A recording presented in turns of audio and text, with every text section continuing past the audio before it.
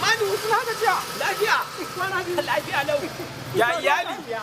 Masha Allah. Ya yi. Lafiya sani. Ka ce ana kake aiki. Kware kuwa. Gidan man total, gidan man albarka kenan. Gidan mai albarka kenan. Zuba mana mai. Zuba. Kai.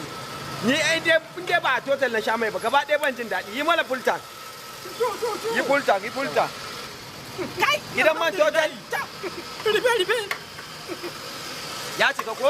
Ya cika. Yawwa, to ba ka da santana ka zuba mana ragowar? Yawwa, ka dai zuba. Ya cika. Yawwa, to ragowa ina ka zuba? Ragowa? Eh.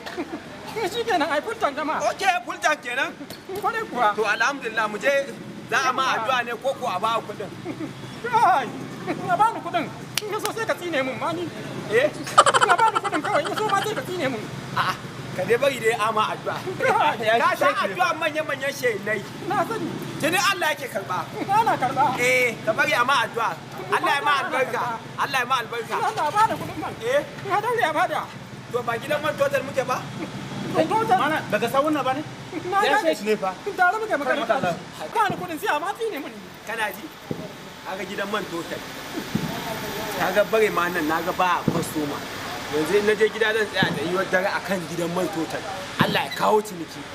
Kaga a maimako amul fultan. Shikenan ya ku sha addu'a. Mu je kai. Ya ku ya ba ni kudin ga. Ka ba ni kudin. Eh?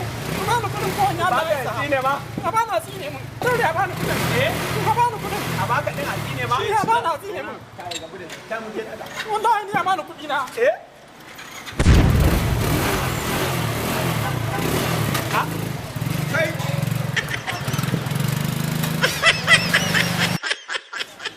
Sunana Malam Daushe masu ruwan da baibayi dan gidan Sahura mai dan waken nan. Dan kallon shirye-shiryenmu ku biyo mu Hafizu TV.